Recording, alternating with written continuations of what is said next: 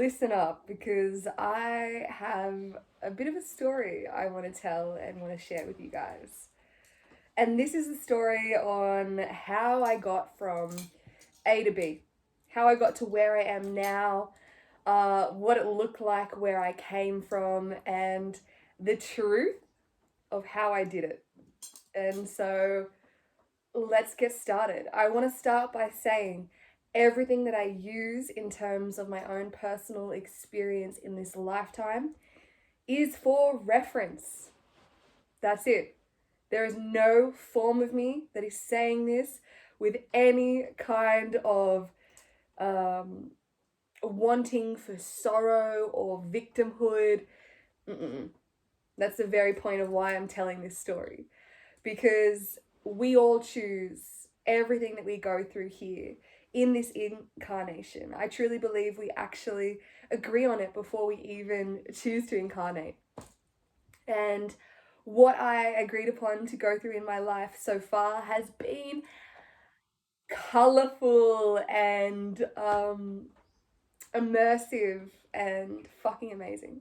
So, I was once upon a time homeless, living in a tent in a caravan park.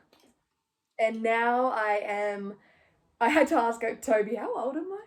I am 29 years old, and not that you can ever own land, Pachamama is Pachamama, sentient being, but in this day and age, the titleship own, I'm guardian of my own land at 29. I mean, that was accomplished 4 years ago. So I've been living out here ever since, setting up the infrastructure and my future every day that is now, just enjoying the luxury that is having land to care for. And so I want to talk about how this happened, how I did this. And truthfully, all the gurus have been right. All of the teachers, all the ascended masters over the years have been right. It is all internal. That's the true gurus, that is. It's all internal. You have the power within. You have the ability to completely shift your reality.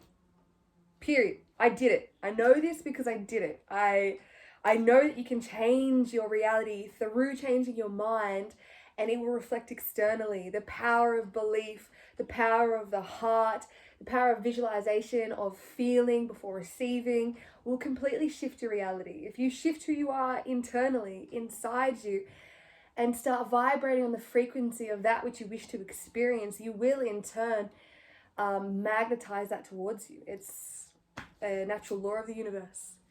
And so that is what I did. That is what happened. Let's start. So I wasn't always homeless. I did have a home when I was younger. I lived in a beautiful, beautiful multi-million-dollar house, and it was amazing. I guess in many ways it was beautiful and taught me so much and so much gratitude. But then my parents went through a divorce. My mum divorced the man that raised me, and in doing so, chose the kids and whatnot over the house. So we fled, and in doing that, we had nowhere to go apart from my auntie's house, which was amazing. We lived there, it was fantastic, but it was like 3-4 hours away from where our life was set up. And I was 14 at the time. So just imagine a 14-year-old girl really just figuring out who she is in the world, what she wants in this world, and just like that, the safety and comforts of a home and a roof taken out. This is a common story worldwide. This is not woe is me. It happens.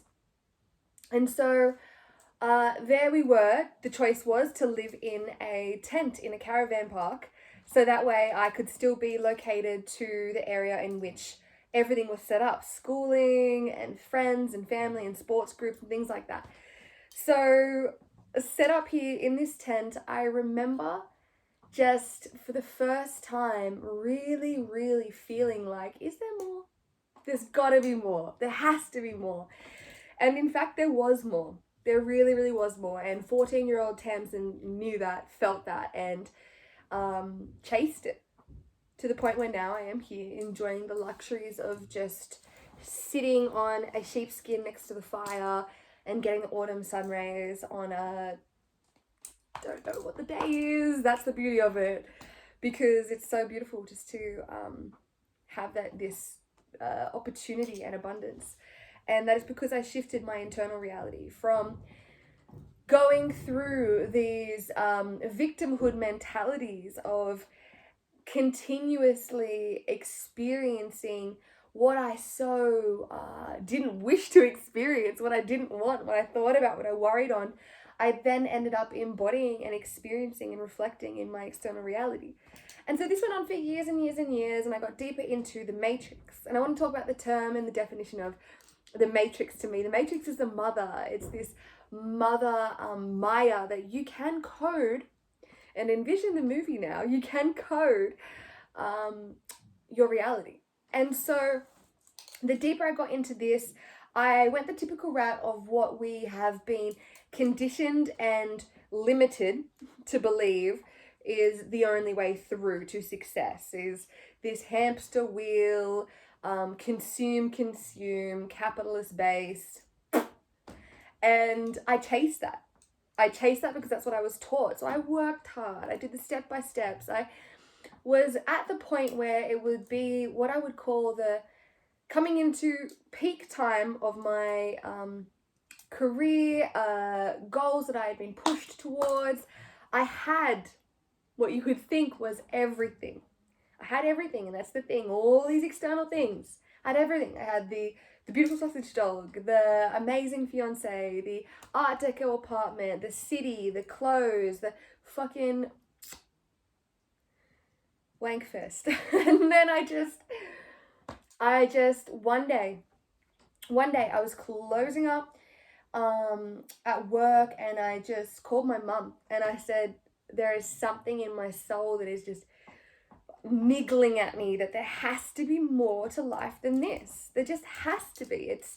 It can't just be this. I just feel like a shell of a human. I have everything that I was told would make me happy, and yet here I am, an egg, just fucking wobbling around, not knowing what direction was up. And I just, in that moment, started to crack open and awaken and remember deeper the truths of what I am and what I came here for, and the true power of what we are as incredible beings of love and light. And it was in that moment that I started to shift. I ended up quitting that job within about a month from that conversation, because I just could not handle living in such an illusion anymore. And I stripped everything back and started to strip everything, changed all my food. Food was the first thing. Food and water was the first thing. First thing. And all true yoginis that have practiced speak on this. Before you want to go any deeper into the practices of yoking the soul, you need to cleanse the being, the machine that is a beautiful human body. And so immediately, I was midway through duck from a French restaurant, and I just went, like, I actually can't even eat this. I'm not consciously connected with this animal that I am now eating its flesh. I didn't cook it. I don't know what it's cooked in. It's definitely not organic, beautiful quality, but not organic. And yeah, that was what really started to shift me. So I shifted all my food to organic, which is huge. Organic food is huge. I like, look into it yourself. There's plenty of people teaching about why organic is important. Just this comes down to not putting all of your governing external, leaving it up to someone else to govern. It's just not it. You need to be connected entirely with, and I will vouch this is what I will say, with your food from the get-go, from growing it to harvesting it to buying it to cooking it, preparing it, eating it, washing up, composting it, everything, the cycle, the full cycle you need to be connected with, because food is everything. And so food, I switched. Water, I switched. No more fluoride for me. Fluoride in the waters, there's so many chemicals in the waters in the city, and they literally just calcify the pineal gland. And this is fact, science. It calcifies the pineal gland. And in calcifying the pineal gland, you're closing the third eye, because the pineal gland acts as the third eye. It literally it's got its own crystals. Literally has its own crystals in it. It's incredible. So getting rid of the fluoride allowed me to really see that. And in doing that, I was able to then dive deeper into the practices such as transcendental meditation and yoga. Those are the next things that I got into. Then it comes into other things, like it just flows. It's a thread. You start pulling it, and the spiritual, which is ritual to spirit, is everything. What twist? So crystal healing, energy healing, meridian healing. This is leaning right now on an advanced pranic healing book, an oriental magic, a Tao self-healing, and identification of Australian trees. Like that just unravels. All these things started to unfold to me, but the first thing was yoga, was the yoking of the soul and moving the energy that was stored within my body out, letting it go, letting the emotion that I had stored within my physical body over the years, letting it finally go and release. And in that mind-body connection, you really start to understand that. Meditation, of course, is key. There's a reason why these big things, breath work, meditation, yoga, affirmations, visualizations, they've all been passed down for thousands and thousands of years. Hundreds of thousands if you ask me. But thousands and thousands of years that we can remember and actually have proof of. The most common basic things have been repeated throughout vast histories, peoples, places, over Pachamama.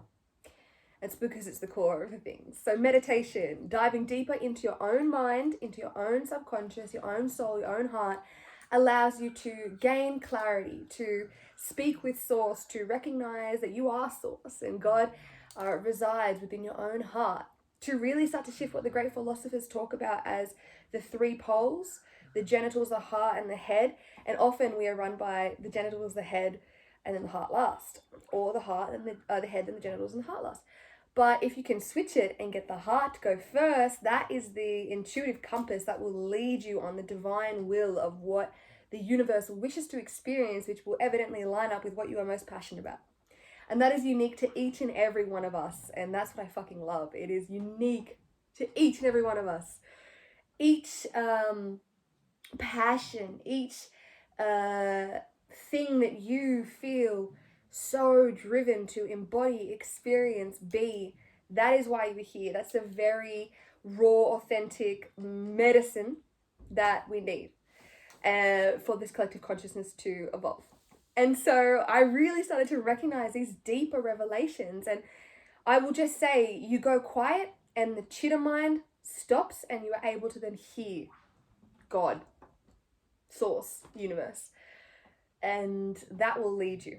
That started to lead me. So during these deep transcendental meditations, whenever I could get a break, I would go and have a joint and look out the window. And through this cityscape, I was in Melbourne, deep in the city, I could see one or two trees over in the horizon and they were breathing with the wind. I could just see them breathing, and I would sit there and manifest the feeling of having my own tree to sit under in the backyard. Just a backyard even.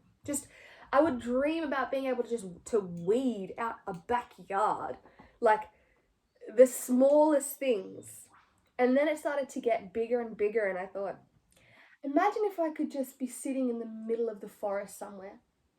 Imagine if I was just sitting in the middle of the forest. There wasn't just one tree, there was hundreds of thousands of trees.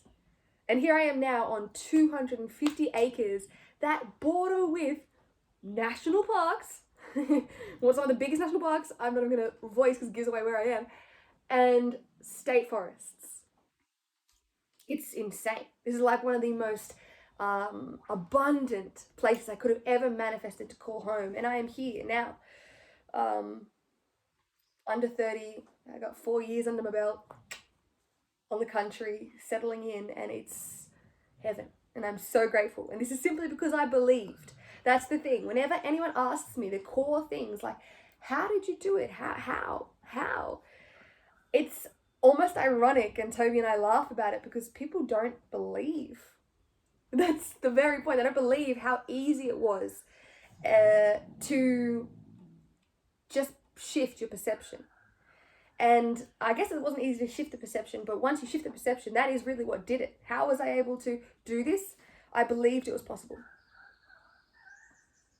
Simple. Staring in the camera. Like, I really just believed it was possible.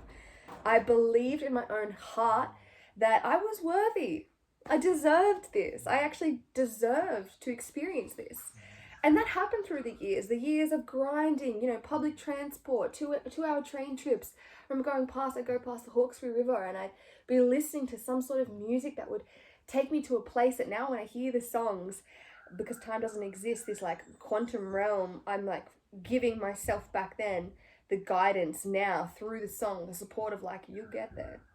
Keep fucking going. That feeling, that wanderlust, that one day it'll all be all right. One day you will be where you know you're meant to be deeply. As in, I always did believe that on the whole path. But you really feel that fucking peak point where like, what can come from this now? We'll get into that soon. I would listen to this music and dream of surely there's more to this. I'd look out over the ocean and the river and sandstone caves on the train and I'd just be like, is there more? I feel like there needs to be. There's got to be deeper, like quality of life and just immersion into life. There's got to be more to living than just this fucking rat race. And there is. Here I am now, just really at the point where I can talk about like how this all came to be. And so I got clear. I got clear. And I want to talk about how in surrendering to the flow of the universe, you need to have discipline. And somewhere in that middle, that's the sweet spot. That's the sweet spot. So the discipline that you need, that all these like Shaolin monks speak of, this insane discipline. It's the discipline of meditating every morning. It's the discipline of holding the vision. Hold true the fate and faith in your highest timeline coming to fruition. It's recognizing, being disciplined with your mind, your thoughts. If you go, oh, but it won't, but it couldn't, but it shouldn't, only if, then sure, that's exactly what you will experience because that is what you are coding into the matrix. But if you say, I am abundant, and I would affirm this every day, I am an abundant being, deserving all abundance that flows to me and through me with ease. Abundance flows to me and through me with ease. Affirming that you already have it. This is then the key of manifestation. And I learned this when I was younger. This was one that I give to my mum, my older sister, for just influencing me as women, with the wisdom. And it was, and it really is the way to manifest. Key to manifestation, fucking clickbait this shit. Feel as if you already have what it is that you so desire. Trick your mind, your body, your energy field into believing that you have already received it. You're living in that manifestation. And so I would do this. I would envision that I lived in, well, actually I asked, show me my highest timeline. That's the thing.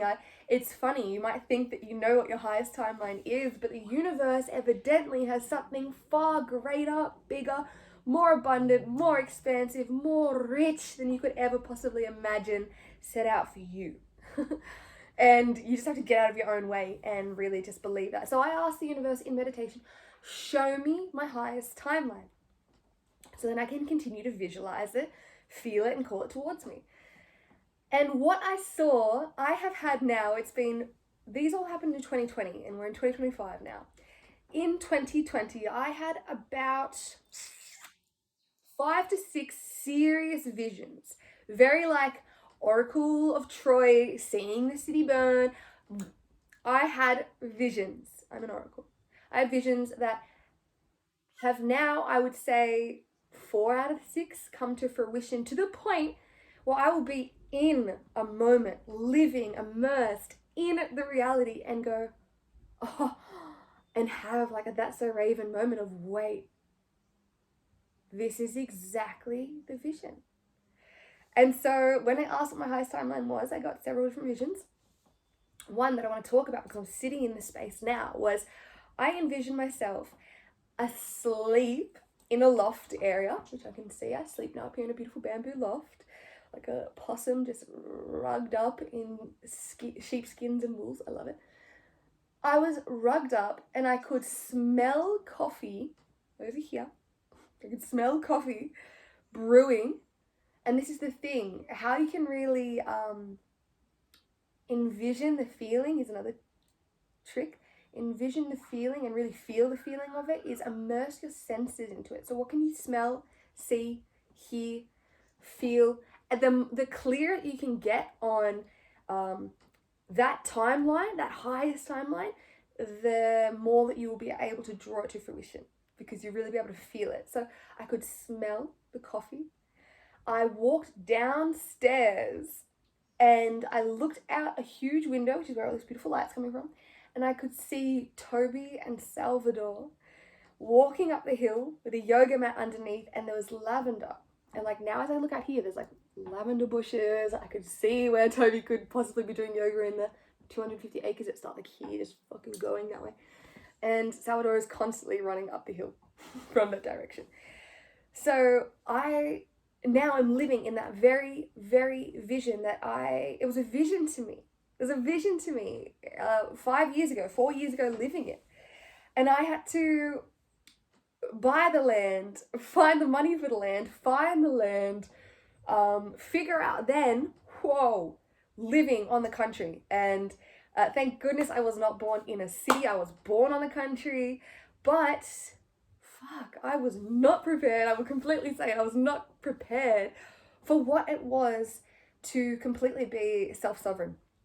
And I'd love to say that it's like conscious community out here, but like I'm in the sticks. I'm remote. There's conscious community, sure. There's communes down the road with that have been going for 40 years, but that's not where I live. So it was really blood, sweat, and tears of myself and Toby that got this place where it is today. And so in doing that, it was all of these beautiful realizations as well of what it means to be self-sovereign, what it means to be responsible, responsibility, and how that is the whole dharma and purpose of life, and fully just living out your highest timeline by ensuring that your highest self is the only external governance. No governing bodies here.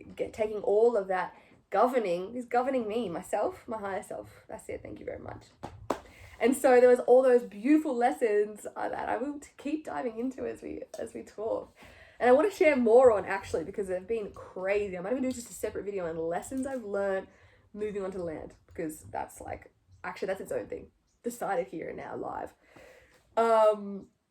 But yeah, I had to really just get clear on, how I was going to do all of this.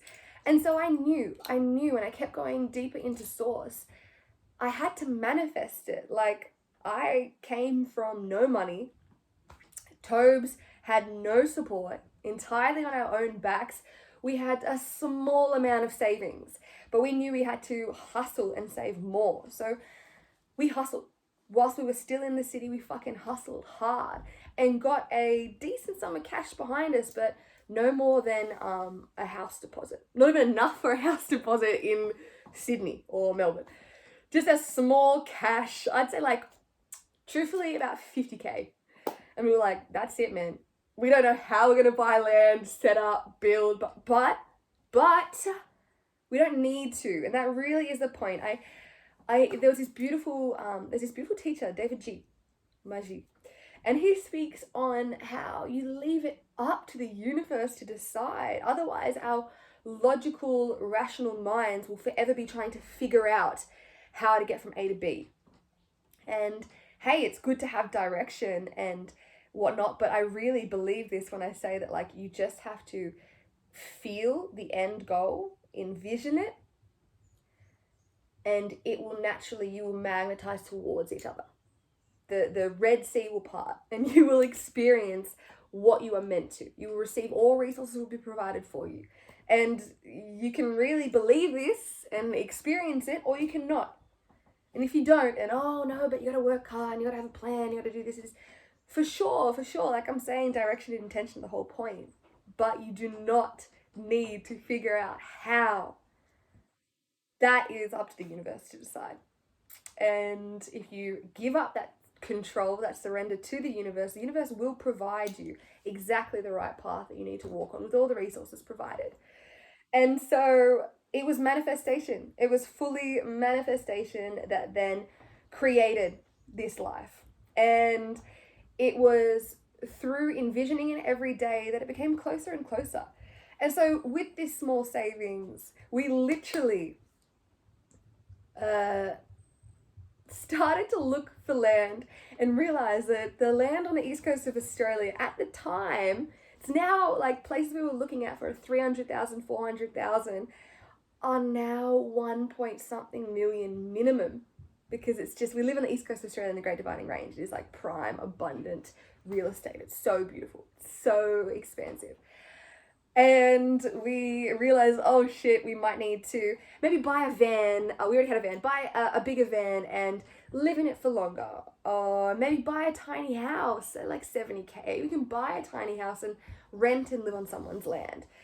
And in amongst all these thoughts, we still don't want to lose the dream, the bigger vision of both, of being able to own the land as well as then have the tiny house or have the van and live on it.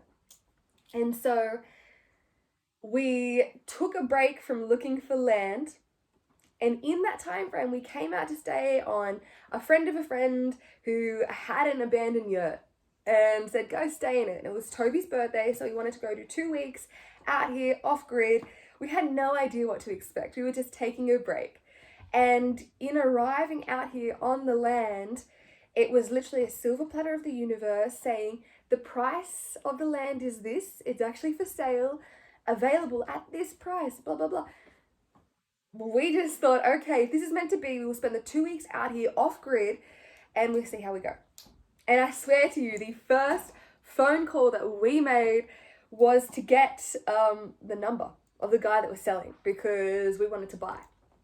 And we said to him, look, we don't even have the money up front. We're young. Like, can we do some kind of situation? He said, firstly, I'm not even actively selling, actually. Why would you want the land? And I had to sit with my heart, my intentions, my sole purpose here on this planet. And both Toby and I wrote up this incredible email explaining what the vision was. The new earth is now. I'm incarnated in Age of Aquarius to live out this. And he replied back and said, actually done. And in fact, I will sell it for you for 5K less than what I bought it for 20 something years ago. I swear across my heart, I'm telling you the truth here right now. And he said, I will give you not a 6-week settlement, a 6-month settlement. How about that? And so, exactly, the light shone on us and we got a 6-month settlement. We had to come up with the cash, and we did. We figured it out, man. We figured it out. Tobes is a genius in many, many ways. And crypto, obviously he'd already been in it since 2012, early Bitcoin baby boy. Crypto and many other things, but seriously just, what is it? The easiest way to explain it? Game coins and literally just making money off game coins quick. Like, there was one day where I swear to you, we made like another 50K just on game coins. You'll only find this out if you watch this video, because I do not like talking about this, because that's why I rarely have spoken into this, because truthfully, whenever I speak on how this abundance came to be in a magical manifestation manner with the natural law of the universe, immediately it often triggers others to feel within their own scarcity and limiting beliefs based on worthiness, abundance, etc. And so I rarely do, Jobs, and I rarely speak on it. We're just like, assume what you will. We really don't give a how you think we got here. But this is the truth of it. This is the fucking truth of it. And so as we are driving through the hills, going in and out of reception, we are refreshing this old iPhone and I'm feeling this energy flow through me, flow through my hands. I'm doing this with my hands. I'm just calling in this natural law of the universe. I am an abundant being, deserving all abundance that flows to me and through me with ease. Refresh, 5 grand. Refresh, 10 grand. And this is going from someone who starved, who slept on train benches, who was homeless living in a tent, like complete scarcity to complete abundance, where now I live years later. Don't get me wrong, coming out on the land, you had to J-curved. Fuck it, J-curved, man. I starved. I starved because I was building my own house from things on the property. My own 4 walls and a roof. I was building a nomadic yurt, traditional Mongolian yurt. From scratch. Like, I also had to then learn all of those incredible things. But that's the beauty of it. These things that have now been twisted in this modern society in a city perspective, because by God, there's many people in the mountains and out in rural parts of the world that are living and thriving like this and have been for hundreds of thousands of years. There are indigenous people who continue to live these ways that I continue to aim towards. Like, I'm living in a luxury and a comfort now on sheepskin and mirrors and beautiful big things to cook on. But to people in the city, this is a completely alternate lifestyle. You'd have to give up conveniences such as gas cooking and light switches and an aircon. But to me, I'm like, I could get more primal, and I want to continue to get more primal. I'm glad that I've set up this basic comfort now, so that way I can continue to live and thrive in the things that I desire and wish to experience. But my soul deeply calls me to go into the bush, further, to go camp, swag camp with a fucking fire, and that's it. And that is what I absolutely adore about being able to have this lifestyle. It gives you the perspective to just keep perceiving what you really need in life. And living out here where I have the ability to start my own fire, to keep myself warm, to chop my own wood, to source my wood. Like, I'm sitting down now for the first time in 3 days because I have been chomping it out, carrying firewood, getting it going, blah, blah. To be able to source my own spring water, to cook my own food, from growing it to cooking it, and all in between. These are luxuries. This is a rich, abundant life that I get to live now because I believed it was possible. And because I then was able to let go of what my ego thought that I needed to survive here on this planet and come back to truthfully what this whole life is really about from my perspective, which is the beauty of each present moment, the dharma of just being alive, the gratitude of the presence, and deep connection to country, to self, to source, ritual to spirit every single day in every single thing that you do. And this is a lifestyle that I get to live now because I manifested it to be so. And I just really wanted to talk about how it was all because of this, because of me, because of my heart, because of my mind, and because I changed myself internally. The way that I think, feel, speak, look, then it starts to reflect externally in my reality and reflect back to me, completely changed because I changed what my core beliefs were in my heart and in my soul. And it is that possible. It is as possible as questioning what your core beliefs are, and are they even yours? Where do they even stem from? What do you truly believe in? What does your soul truly desire? And I'll leave you with this. I listened to a podcast yesterday, and there was an incredible sentence that really stuck out to me. And it said, he said, I take people back to this transcendental meditation state, and I allow them and ask them to put themselves into the life that they want to live, their dream life. If you could have it all, the dream life. You have everything. You have all the things. You're living in that dream life. They're not going to say another car or another gorgeous wife. They're going to actually say what their soul wants. And that, my friend, where you get to that point where it's what your soul truly wants, you figure that out, that's abundant. That's the whole point of life. That's rich. That's here. That's now. That's how I live now.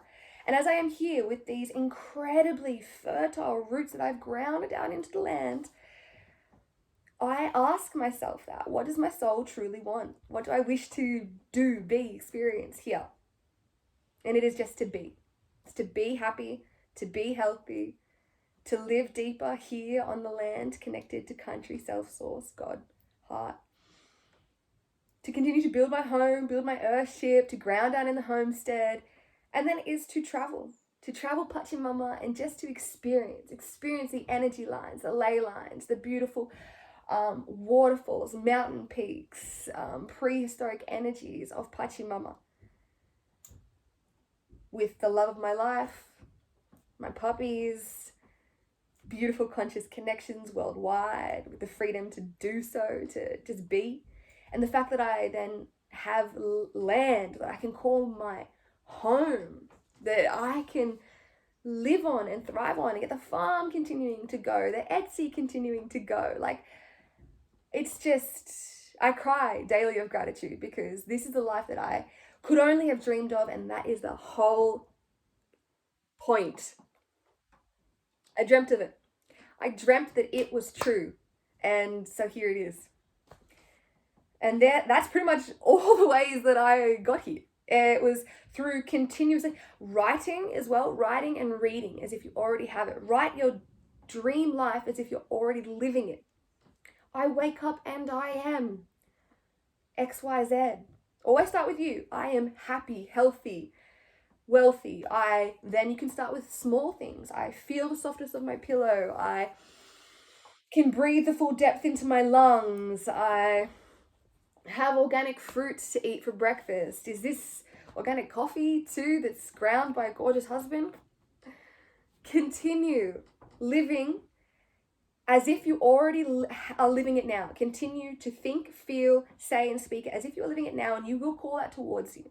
But you cannot not believe in yourself, because if you don't, the moment that you don't, it's fine. You can get back on track, but it will just sort of put out that fire. But if you, in this maya that we call this existence, if you can continue to be true to your heart, back yourself, and believe in yourself above all else, you will experience it, whatever you want in this life. You really will. And that is from someone who has gone from A to B. And B, it's not even an end destination. It's like, now, where to now? Like I'm saying, where to, what to now? All my heart is telling me is being deeper here in the land, in all of these beautiful homesteading ways, country, deeper into the country, deeper into self, source, health, happiness, energy healing, teleportation, levitation, remembering all of these ancient truths and ways about myself. Travel, music, sound is everything, music, conscious connection, and food, organic food, growing food, cooking food, eating food. That's literally it. That's all life is too. Growing a family, cuddling the puppies, drinking spring water, swimming in the rivers. That is honestly the life that I could only have ever dreamed of. And here I am living it. And that is simply because I believed. And I just, if there's anything that you take away from this, it's that I encourage you to simply just believe in whatever your soul mission, your heart is telling you you are here for. Believe in it, embody it, express it, and you will continue to see what it is you so desire to reflect in the world around you. Torus field. I think that's what they really meant when they say it's the return of the Garden of Eden.